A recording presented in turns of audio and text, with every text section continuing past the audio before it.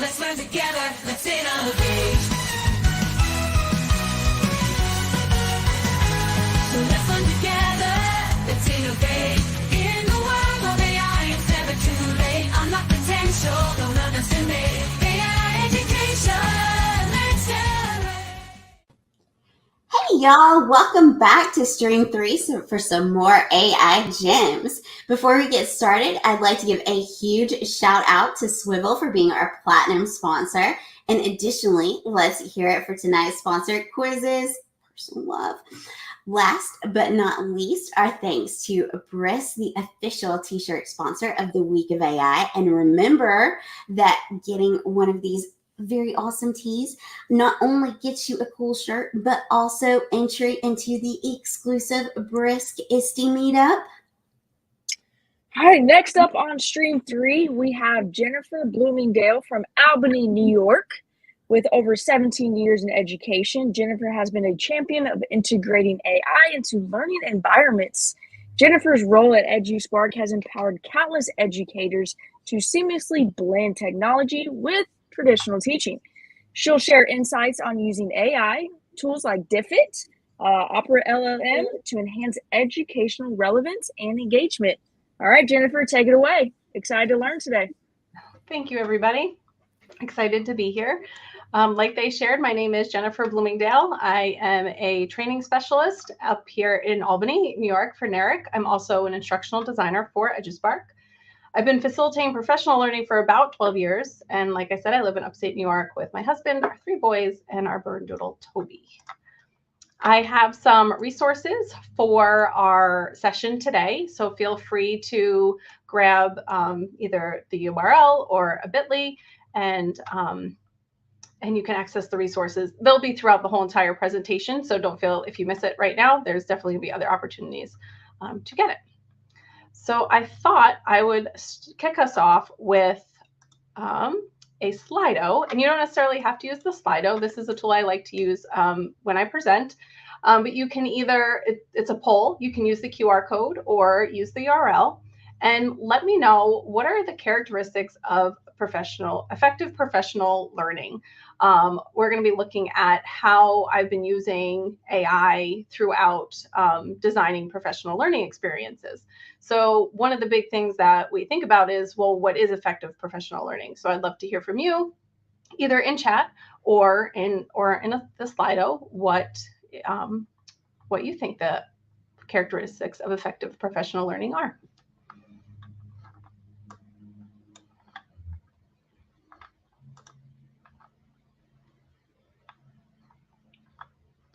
Okay.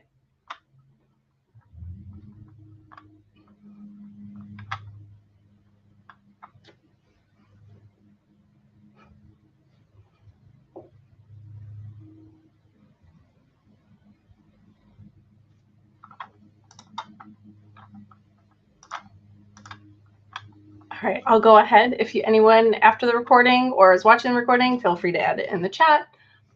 So one of the, oh, I see someone's typing. I'll wait a second.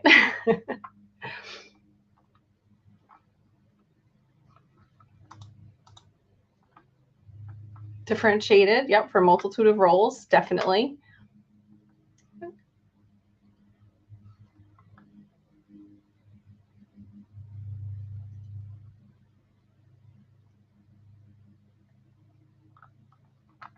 I'll give everyone another second. Because as we're thinking about how AI can impact things, I want to use it as a frame of, okay, so here's what we know are good practices in professional learning. So how can we use AI to support that? Okay, so we have engagement, time to put it into practice, walking with something they can implement, interactive, engaging, differentiated, connected to a why. These are all wonderful. Thank you. And you guys have touched on pretty much everything that I've picked up on too in my time in doing professional learning. This is all anecdotal, but it seems like we all are very aligned in what we feel is effective professional learning.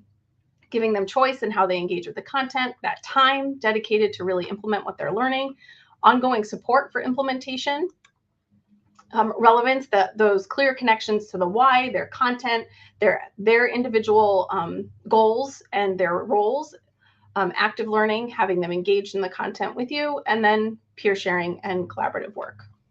Okay, so that's kind of setting the, I guess, foundation of what we're going to talk about.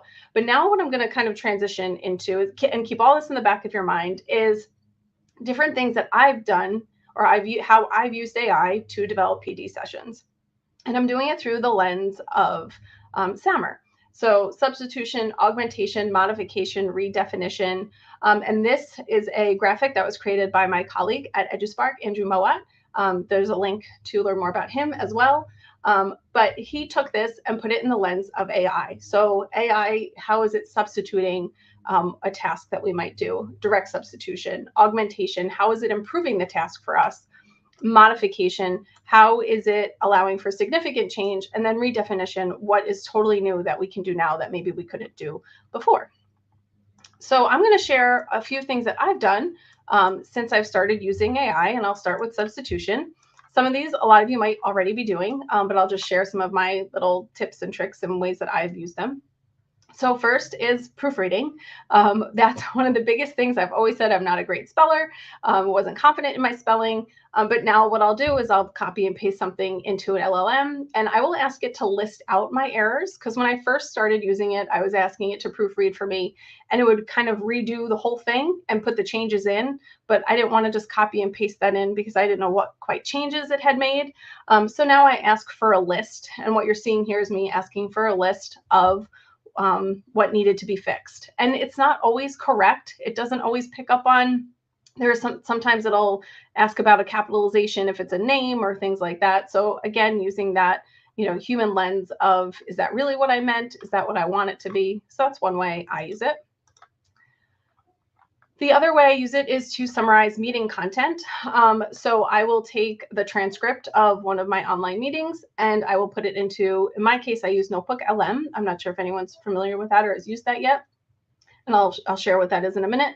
But I put the transcript in and I say, can you summarize this for me? And it summarizes the meeting for me. So then I can then kind of read through it and then send it to my participants as a follow-up.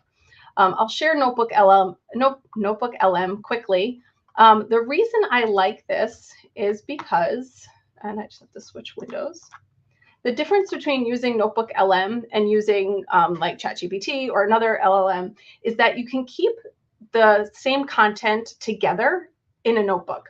So this is one that I created for my team. We were trying to find all the themes and the conversations we were having and how we were our transcripts, our emails, things like that.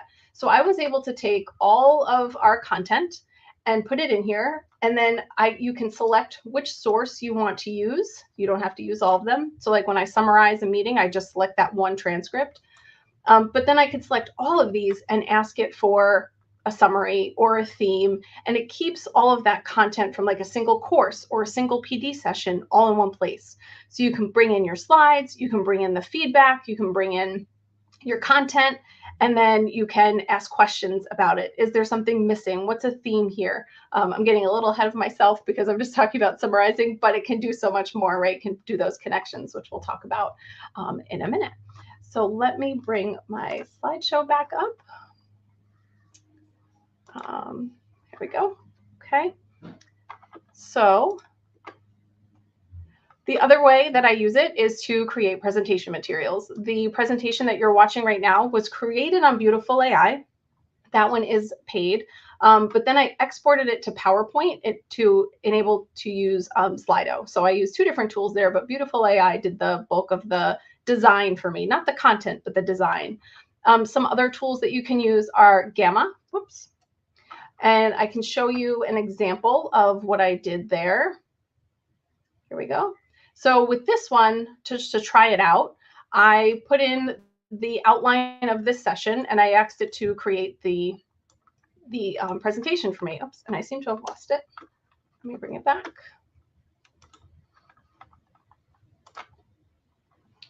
Did it open up?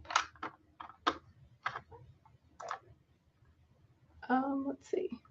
I apologize. It doesn't look like it opened up. Let me see if I can get that back for us.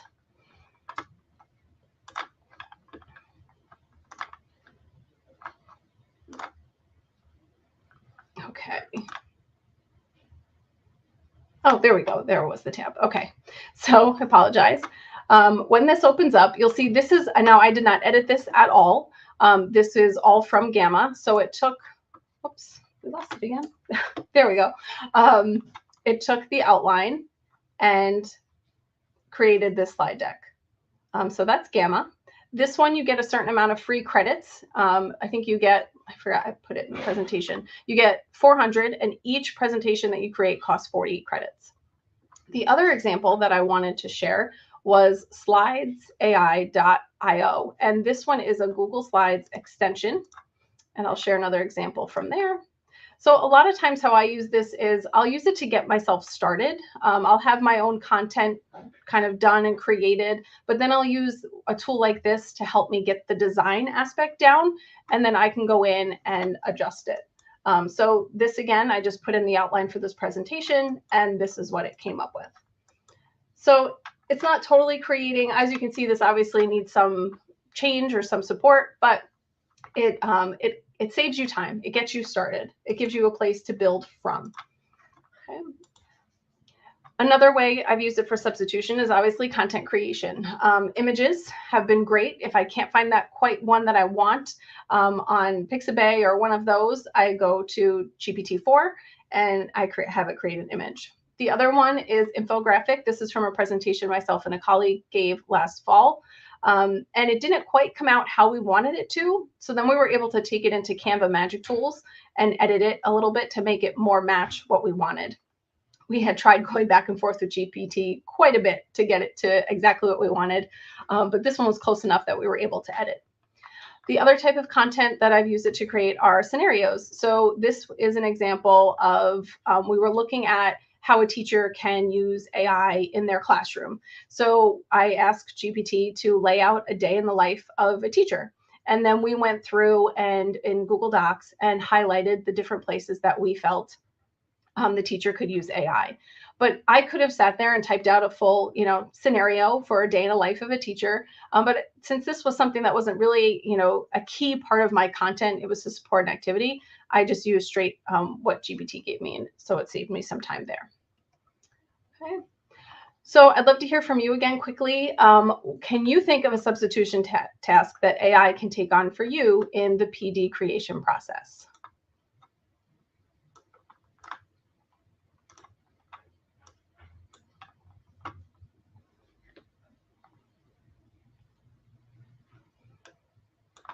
And if you have your Slido open from before, it should just jump right in, or it should change with me as I change.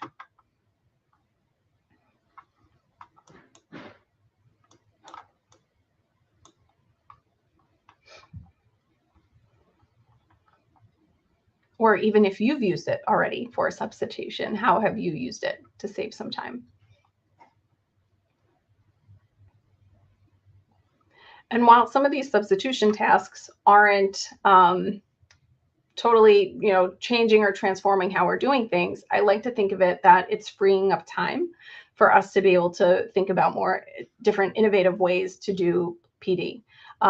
So that's why I wanted to start with substitution and kind of give that a baseline. All right, I see some people are starting. Okay, bullet points for slides, adding graphics, creative and interactive ways to do PD, definitely.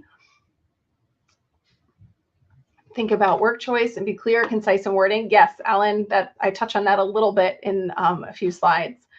I can share one way that I do it. Canva Magic to do presentation PD slides. Great. Reduce the amount of text shared on slides. Session titles, yes, and descriptions, right? That I struggle with writing those, so that's been definitely very helpful. Word choice, yeah. All right, thank you. So now augmentation, how have I used it to improve on a task? This one, I don't have too many examples to share except planning and organizing, obviously, like we talked about. If I have a general idea of what I want to do, I might ask it to lay out the presentation or session for me just to see what it comes up with and then pick and choose the pieces that I want to use. We also research. One of the ones that work really well for that is, and it seems to have opened in a different window, is perplexity. Let me pull that over. There we go. And the reason why I like Perplexity for research is because it gives you the resources that you can use. So if you won't need to look up, your content, or if you want to find examples or resources for your learners to look through, Perplexity is a great option. The other thing that I've used it for recently, and the reason I put it in augmentation is that it improved the task, is we looked at, in a recent course, we looked at AI creativity tools, and this kind of feeds into giving choice.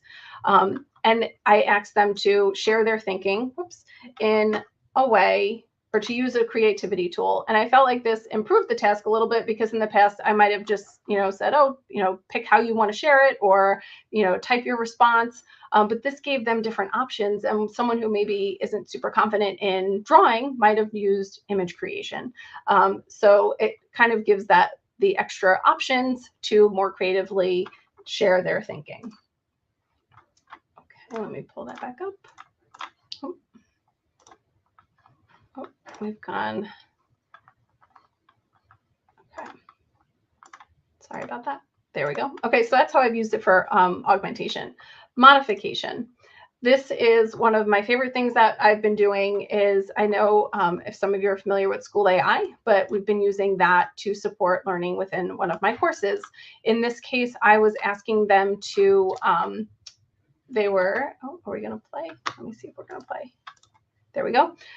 We were using appreciative inquiry for them to think through some of their main goals around teaching and education, and then we were going to figure out how AI fit into that.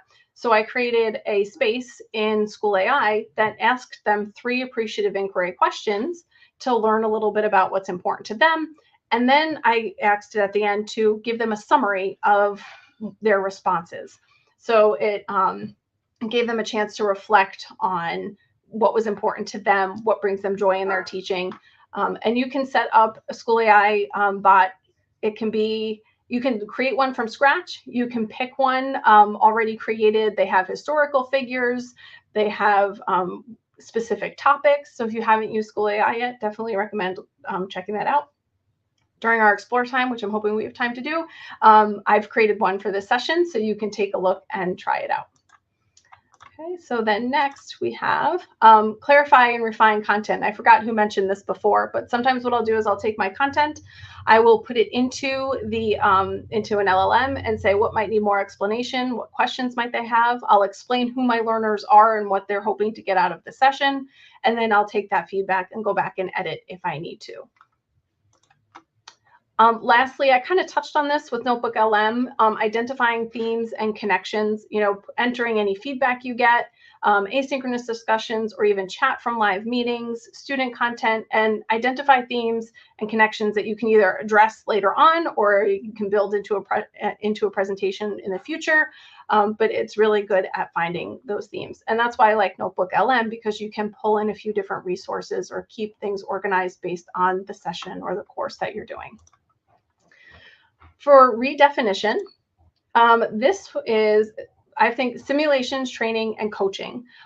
What I have here is sorry, it keeps opening on my other screen. Here we go. So this is a prompt that my colleague created for a presentation. Actually, that same one that infographic was from.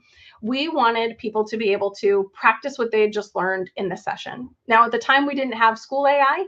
So what we did is we created a prompt for them to copy and paste in. And what it did, our session was on choice, voice, and agency. And what it did was they would put this prompt in. The prompt would give them a scenario and ask the user, how might you add choice and voice to this? And then they'd give feedback. So it gave them an opportunity to practice what we had just talked about, apply it. And then we even found, as some people were exploring, they kind of went off on their own. So they did the prompt, but then they started asking about what it might look like in their classroom and collaborating with the, I think it was we used ChatGPT for that one, collaborating to get even more ideas for choice, voice, and agency and start planning. So this is one that I really like to use, is training simulation. And it allows them to practice that, that ongoing support that we kind of talked about in the beginning. We can't always be there to give that ongoing support, but we can create something like this to give them support as they implement. Okay.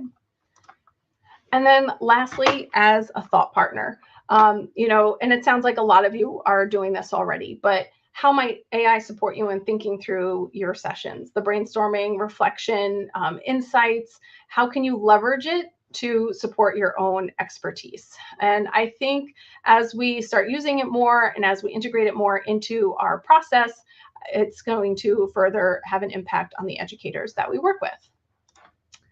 So we do have some time to explore. In the resources, which you'll find the QR code down here at the bottom, or the bit.ly there, you have three options. Either chat with the bot that I created, and I see someone said School AI, so yes, definitely. So our bot is created by School AI, and I did leave a little note in the resources just so you're aware, because it's a school-focused tool. The creator of the bot can see your responses. You don't have to put your real name in, but I always like to let adults know that. Explore some of the resources. Any tool that I've mentioned or shared is in that resource, or maybe try some of the things that I shared today. And maybe I'll give it about five minutes or so, and then we'll come back. Does that sound good?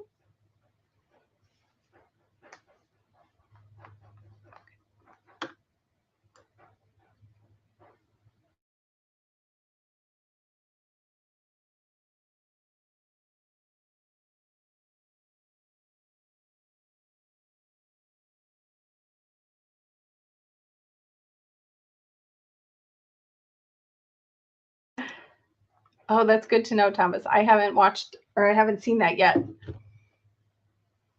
What makes me nervous about it is it says it's an experiment. So I don't want to lose it. And if you have any questions as you're exploring, feel free to put them in chat as well.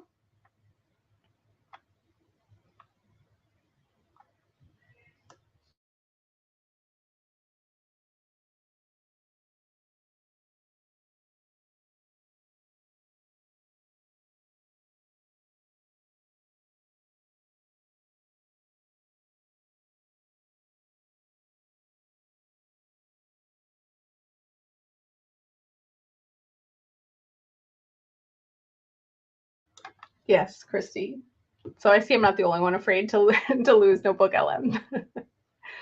They also have a lot of, and if you look at the creativity Padlet, they have a lot of experiments that have been really useful to talk through or share ideas and concepts around AI. And I didn't include that in this presentation, but they have one, I forgot what it's called. Oh, Draw It, you know, where you're teaching the AI what things look like, so that what it does after you draw and it guesses what you drew, at the end it shows you how it learned what that drawing was. So it's a great way to talk about, you know, how LLMs learn, how AI learns, and it's a very concrete example of that. So I've used that. And yes, Alan, it's very hard to stay, you know, in front of all of it. It's going to be ever changing. But I think a lot of the skills that we use as we go, and as we try them and explore, those skills are going to be able to be transferred into the new tools and new things coming out. And, you know, I would say find the ones that work well for you. There's some that I've tried once or twice, and I still go back to. I'm really stuck on GPT-4. That's where I go for a lot of my stuff. But I try to put it out there for others to explore. I like to know what's not even mostly. I like to have a few other ones out there so learners can kind of try out a few and see what works for them.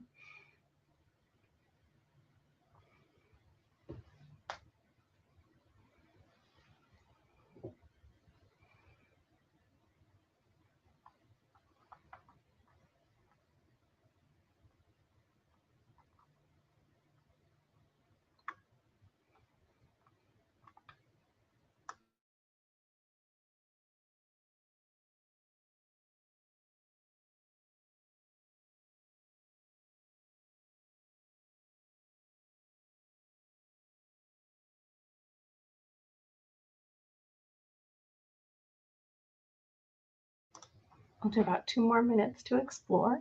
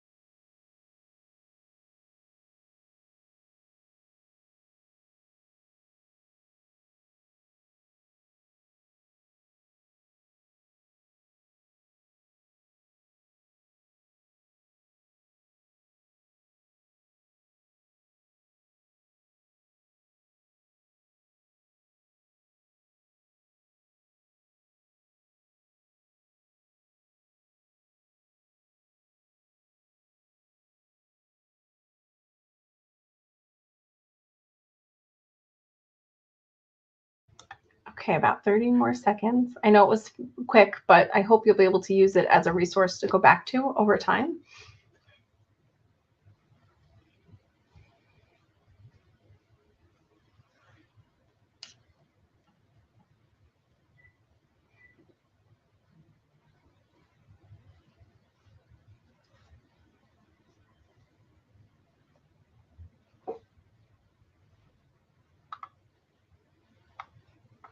Okay, so we'll come back together and we'll do one last slide. Oh, it's playing the music, but I realized that my probably wouldn't work. I'd love to know what you explored and what you're hoping to try, or what idea do you have that you're looking forward to trying?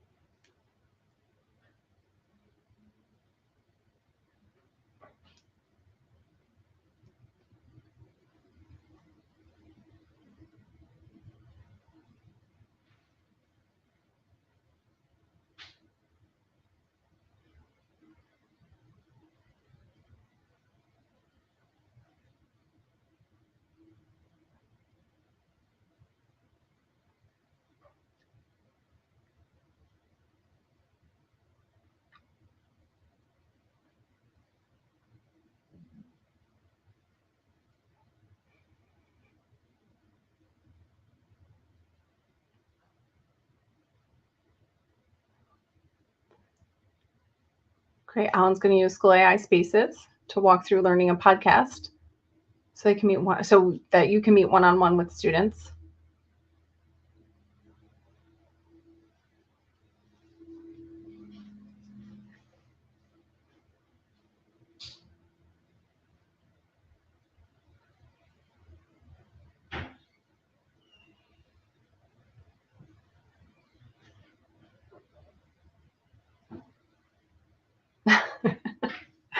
Great. The School AI chatbot, prompting skills. So it's interesting. It can get really complicated. This one, I was a little nervous. It wasn't overly complicated. I gave it one, I tried it a few times.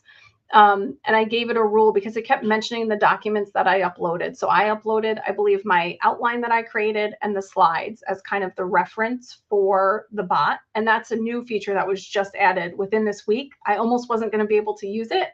So I uploaded those documents. And when I was trying it out as a learner, it kept saying, because you have your document said, but my learner wasn't gonna, you guys might not see that document. So I just said rule, don't mention the documents I uploaded. So sometimes it just takes some trial and error.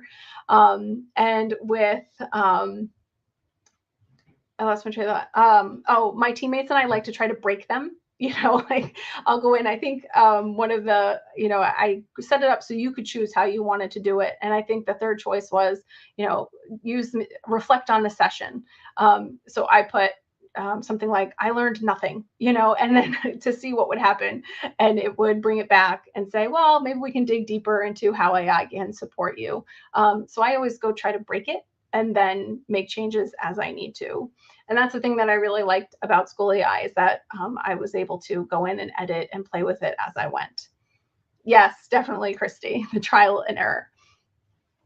And yeah, Alan, definitely as a clone to yourself. And I think that's the big piece. A lot of the things that we talk about with professional learning is having that ongoing support after somebody leaves a session. And I think then we obviously all can't, the school doesn't have the budget, they don't have the time, teachers don't have the time, maybe we don't have the time, so having a bot that they can go to for that ongoing support, sure, it's not perfect, but it's still support in some way when they're trying something new, if they can't go to their mentor or a colleague or something like that. I'm sorry, whoever came in late, I apologize, but feel free, the link to, I'll show you in a second, but there's a link to resources, I believe on the next slide. If not, I'll bring it back so you can see it. All right. So circling back, we've kind of talked, I've shared a little bit of how I've used AI to support my professional learning sessions. But in the beginning, we talked about some of those key aspects that we look for in a session to make sure or strive for it to be impactful for the educators that we're working with. So now that we've kind of talked through some of these ideas, you've maybe started thinking about your process and your sessions, I thought we could do a collaborative brainstorm to kind of share how can AI support some of those key characteristics that we talked about in the beginning.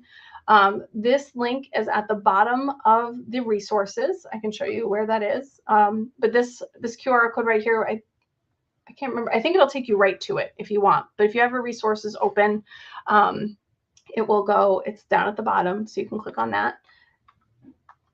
And then I'll go into there as well. Oops. There we go. And it seems like some of you have found it.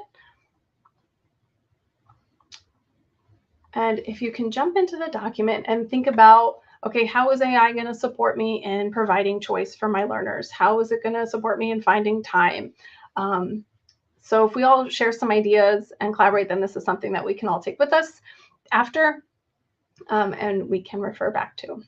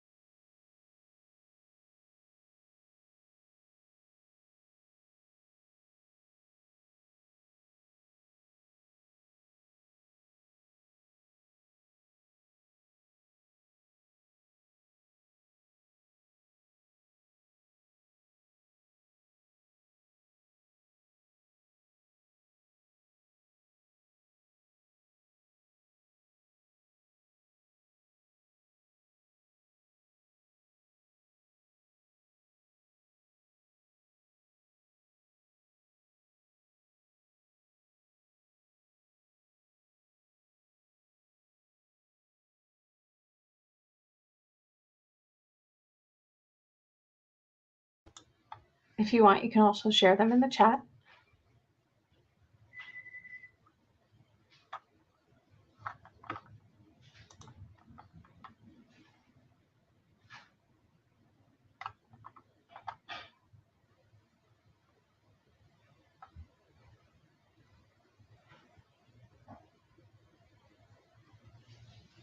So one of the ways that I might use it for choice would be, asking AI for different ideas to provide the choice, or asking how I can fit choice into a certain session.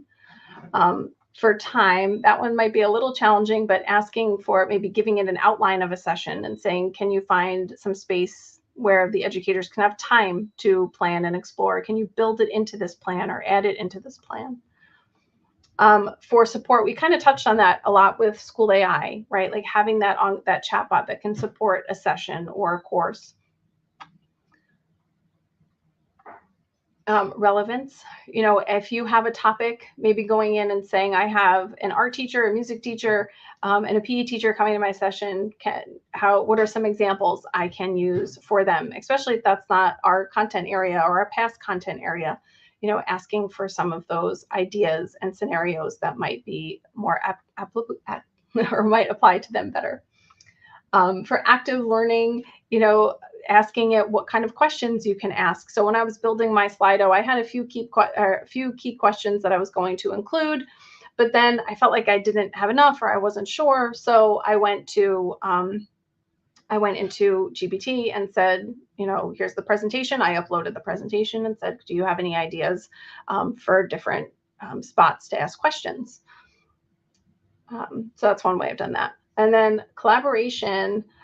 This one is one of the ways we did this, and it involved AI. Well, first I'd ask it for ideas, but I'm thinking too of how it can support collaboration. One thing that I did in one of my sessions was we looked at a poem together in a Google Doc. We worked together on a collaborative Google Doc. We looked at the poem and said, okay, how does this poem make us feel? What do we see? What do we notice? What is some imagery that comes through? And we collaborated first in the Google Doc. And then I broke them into groups. And I said, okay, now take what we had in our collaborative document or in our brainstorm together, and each group, I said, choose one of those AI creativity tools and create something that represents this poem. So we collaborated first in Google Docs, but then they used AI to collaborate and create something that represented the poem. So there's different ways that AI can support that collaboration and the connection. And they were all so surprised, right? Because a lot of the thoughts behind AI is that it's going to end collaboration, or it's going to, it's not going to support collaboration. And there's ways to weave it in. All right. So we'll go back to the presentation to wrap up. Does anyone have any other thoughts or ideas?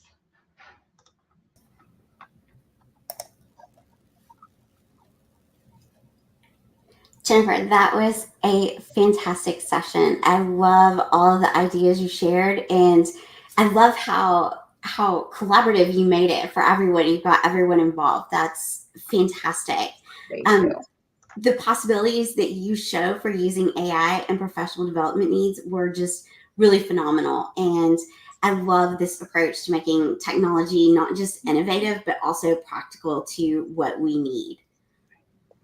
Yeah, thanks, Jennifer, for showing us the future of education is here, and it's powered by AI, and I know a lot of us are using ChatGPT or AI in our PD just to spice things up. So I enjoyed hearing from you and just loving that collaboration that you were able to get us engaged in. Great. Well, thank you. Thank you for having me. Thank you, everybody, for being here. And my email's on the bottom of that resource if you have any questions or ever want to talk through anything. I'm definitely going to be using that. Okay, thank you. Hello and welcome to the Premium AI Strategy Accelerator, the ultimate program for schools, colleges and universities and businesses that want to lead in the AI revolution. Before you apply, let me tell you how this program works. Who is this program for? We focus on helping a hand-picked team of 6 to 10 change makers in your organization.